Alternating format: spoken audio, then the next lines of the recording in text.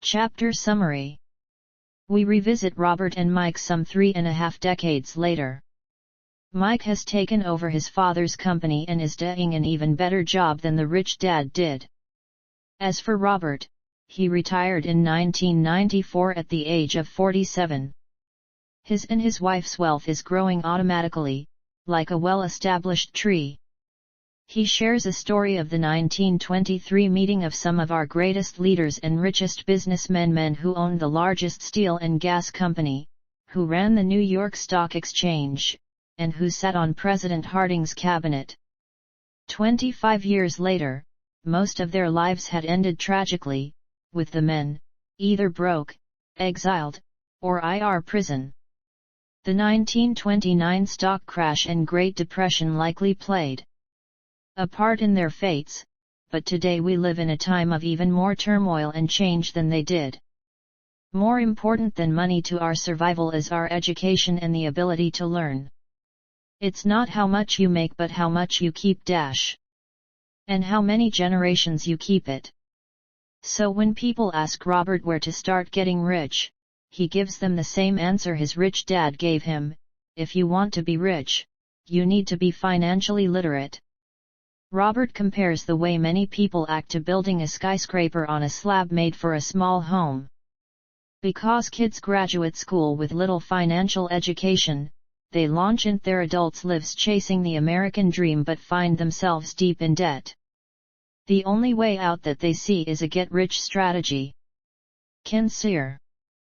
But without having that financial literacy background, their efforts are like building a skyscraper on a weak foundation, and instead of creating the Empire State Building, they end up with the Leaning Tower of suburbia. Robert and his childhood friend Mike, however, were given a strong foundation worthy of a skyscraper thanks to the teaching of the rich dad. Accounting as a subject is boring, confusing and absolutely crucial to financial success. To make it accessible to kids, Rich Dad used pictures to teach it to the two boys, only later did he start adding numbers to guide the boys through key concepts.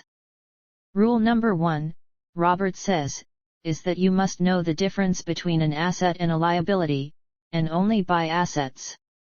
That's all you need to know. But despite it being so simple, it's something that many people don't understand. When Rich Dad first explained it to the two now teenagers, they thought he was kidding.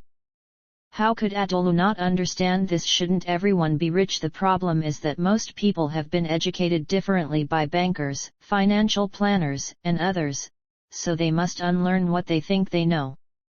Some find this demeaning to return to such a basic introduction.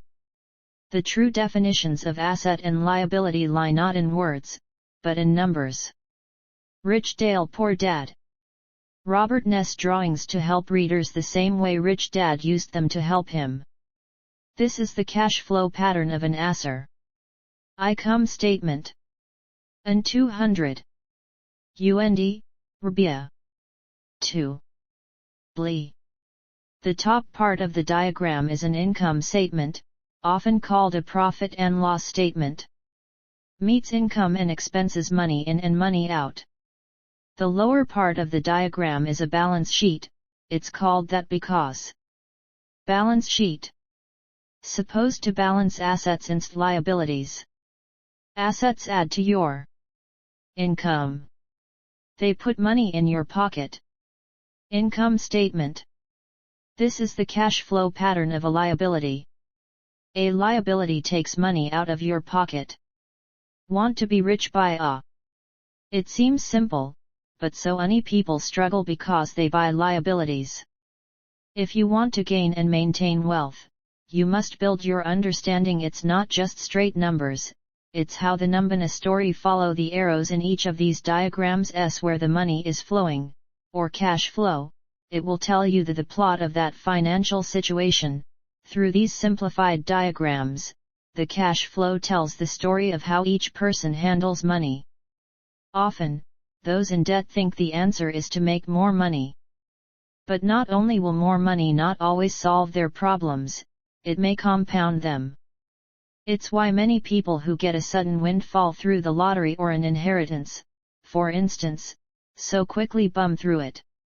An increase in cash only results in an increase in spending. What is missing for so many people is a financial education.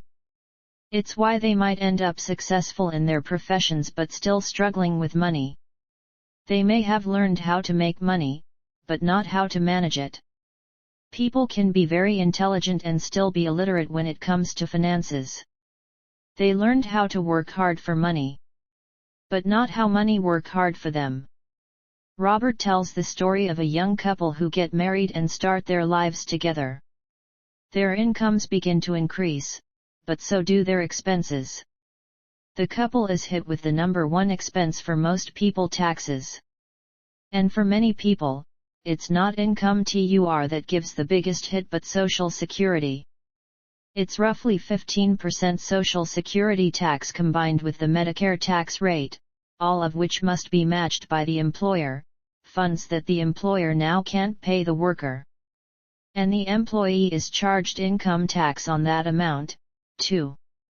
The young couple is faced with those taxes and, when they buy a house, property tax. And to go with the new house is a new car, new furniture, and new appliances. Suddenly, their liabilities go up, filling with mortgage and credit card debt. The couple is trapped in the rat race. Add a baby to the mix, and they work harder, higher incomes that lead to higher taxes. They continue to rack up debt, eventually rolling it into their mortgage in a consolidation loan. But their habits haven't changed, so the credit card debt continues, not to mention they extended their home loan. For this couple and so many like them, their true problem is not knowing how to handle the money they have. It's caused by financial illiteracy and not understanding the true difference between an asset and a liability. So many people don't take the time to question whether something makes sense and simply follow the crowd. Often, they mindlessly repeat what they have been told: diversify. Your home is an asset. You get a tax break for going into greater debt. Get a safe job. Don't make mistakes. Don't take risks. Because of the large amount of time Robert and Mike spent sitting in on meetings with Rich Dad and learning from the intelligent people he surrounded himself with, they learned a lot and learned to question the standard dogma taught at their school. It began to cause problems and made them grow distant from their teachers. Robert also began disagreeing with his own father over money matters, especially when it came to his poor dad's view that his home was his greatest investment. In contrast, Rich Dad saw his home as a liability. Many people still believe that their home is an asset. But Robert teaches that a home is a liability, because it takes money out of your pocket not only with taxes and expenses, but because of its loss in value and the opportunities missed when all your money is tied up in your house. And that causes you to lose out on the education of investment experience. That doesn't mean you can't ever buy a bigger house. But make sure to first buy assets that will generate the cash how to pay for the house.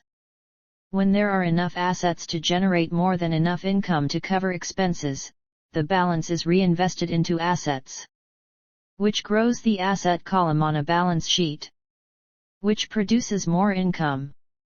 The result is that the rich who understand the difference between assets and liabilities, get richer. The middle class get stuck in the rat race because they treat their home as an asset instead of investing in income-producing assets.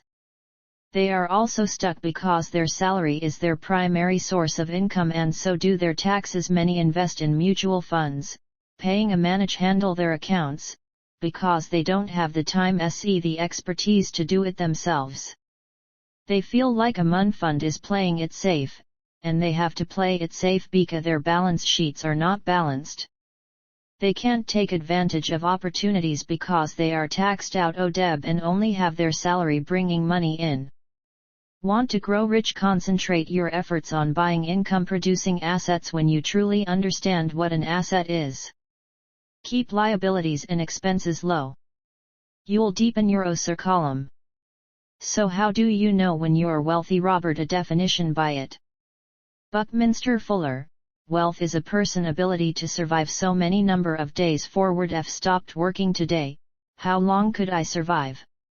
Another way of stating it, wealth is the measure of the cash flow from the asset column compared with the expense column. When your assets generate enough income to cover your expenses, you are wealthy, even if you are not yet rich. Left hemisphere moment, look at the numbers and learn to read the story they are telling. Assets put money in your pocket. If something takes money out of your pocket, it's not an asset, it's a liability. Right hemisphere moment, the balance sheet drawings help explain the movement of money through different people's lives.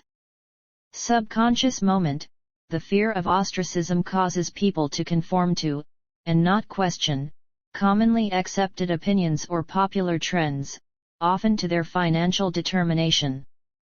Please like and subscribe for more motivational content. Thank you.